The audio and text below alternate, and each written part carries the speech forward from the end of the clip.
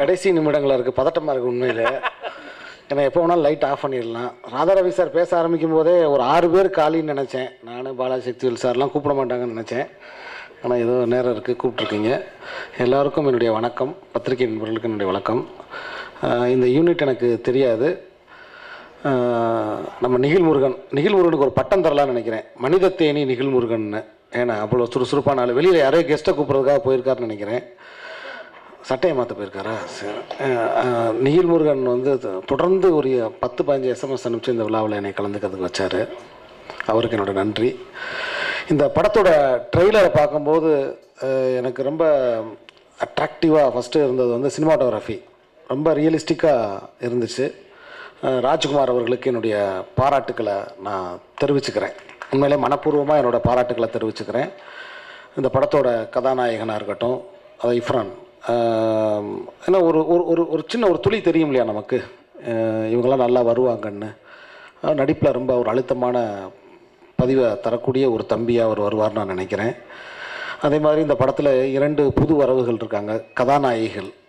அதோட அண்ணாமலையோட வரிகளில் தான் நான் தெரிஞ்சுக்கிட்டேன், ஒரு பொண்ணு மளிகை கடை வச்சுருப்பா, இன்னொரு பொண்ணு மாளிகையில் இருப்பான்னு.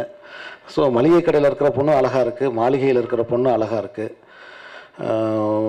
இந்த படத்தோட இசையமைப்பாளர் திரு கண்ணன் அவர்கள், இந்த பாடல்கள் கேட்கும்போது மனசில் ரொம்ப பதிரமாக இருக்குது. சப்தங்கள் ரொம்ப புதுசாக இருக்குது. ரொம்ப நாள் ஆச்சு மிருதங்கம்லாம் பாட்டில் கேட்டு, அதெல்லாம் நான் ரொம்ப ரசித்து கேட்டேன். ரொம்ப இந்த இயக்குனர் பற்றி சொன்னாங்க. எஸ்ஐசி சந்திரசேகர் ஐயாவை பற்றி எனக்கு பெரிய நன்மதிப்பு உண்டு. எஸ்ஐசி ஐயா அவர்கள் பேசும்போது நமக்குள்ள ஒரு இயக்குனர் அப்படிங்கிற கர்வத்தை அவர் ஏற்படுத்துகிறாரு, ஒரு வித்யா கர்வத்தை, ஏன்னா நீ ஒரு படைக்கிற ஆள் அப்படின்னு சொல்லி.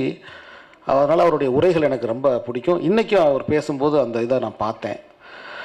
ஒரு நல்ல விழாவாக இருக்குது இந்த விழா, ரொம்ப அற்புதமான விழாவாக இருக்குது. நான் வரும்போது பார்த்தேன், வெளியில் சில பத்திரிகை நண்பர்கள் நின்றுட்டு இருந்தாங்க. அவங்கெல்லாம் உள்ளே வர முடியலை, எங்களுக்கு அனுமதி இல்லைன்ற மாதிரி சொன்னாங்க. சினிமான்றது ஒரு பொது வர்த்தகம், இட்ஸ் அ காமன் ட்ரேடு. இங்கே முதல்ல எல்லா பத்திரிகையாளர்களுமே வரணும், அவங்க போய் இந்த பத்திரிகைகளில் எழுதணும். அதனால் அதில் இருக்க குறைகள் என்னென்னு சந்திரசேகர் ஐயா மாதிரியான பெரிய ஆட்கள், சினிமாவில் இருக்கிற ஜாம்பவான்கள், டத்தோ போயிட்டார், அவர் மாதிரியான ஆட்கள் அதை நீக்கி வெளியில் இருக்கிற பத்திரிகையாளர்கள் உள்ளே வர வைங்கன்னு கேட்டுக்கிட்டு இந்த அற்புதமான விழா சிறப்பாக அமைய என்னுடைய வாழ்த்துக்களை சொல்லி, இந்த படம் பொங்கியலு மனோகரா இயக்குனர் ரமேஷ் அவர்களுக்கு ஒரு மிகச்சிறந்த படைப்பாக இருக்கும் என்று அவர் காட்டின விஷுவல்ஸ் எனக்கு ஒரு நம்பிக்கையை தருது. இந்த படத்தை எடுத்த தயாரிப்பாளர் பரந்தாமன் அவர்களுக்கு என்னுடைய வாழ்த்துக்கள். நன்றி, வணக்கம்.